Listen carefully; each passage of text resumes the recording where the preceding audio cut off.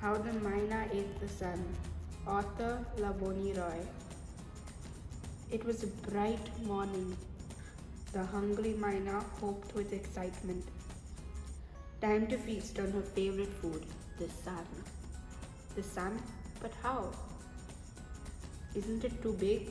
Isn't it too hot? Too far away? The Myna had a plan. It started with the plants who drank up the golden sunshine through their leaves. The sunlight mixed with the sweet morning air and cool water made a delicious meal for the plants. For extra flavor, there were snacks in the soil. A prickly caterpillar crawled out of its egg. He was hungry enough to eat the whole plant. Leaf after leaf he gobbled, getting bigger and pricklier. The purple leaves were his favorite, bitter, juicy, with a spicy twist. The caterpillar couldn't eat another bite. He hid under the leaf and wrapped himself up.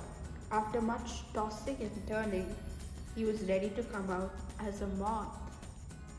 Nearby, the gecko licked her lips, her eyes cleaned to make sure she was seeing right. Those wings looked so soft.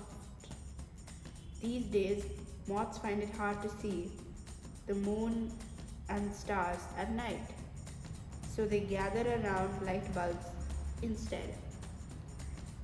Hidden in the shadows, the gecko couldn't wait any longer. A long, sticky tongue flew out of her mouth and caught the moth. By morning, the gecko tasted all kinds of wings, soft, chewy, and some mouth-watering crisp ones. With each meal, she grew bigger and rounder, too full to move. The gecko settled in for a nap. The Myna's beak dropped open. Those gecko toes looked so crunchy. Crunchy toes, soft wings, juicy leaves, and plenty of delicious sunshine. The Myna gobbled up the gecko with a snap of her beak. She saved the tail for last, which wiggled and swiggled delightfully in her stomach. Myna's plan to eat the sun worked. Behind the hungry cat's whiskers quivered. Time to feast on his favorite food, the sun. The food chain. Every time you take a bite of food, you are eating the sun. All living beings, including humans, need energy to grow. This energy comes to our bodies through food. Plants feed themselves by turning sunlight into food. They pass the sun's energy onto animals, like the caterpillar who chomped up the plant's leaves, or like us eating vegetables. Some animals who also depend on other animals for energy, like the gecko who ate the moth, or us eating fish curry for dinner. The transfer of energy is called the food chain, and it begins with the sun.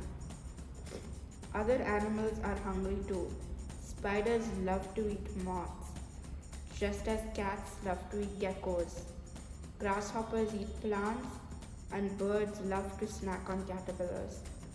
When food chains get all tangled up, the result is a food web.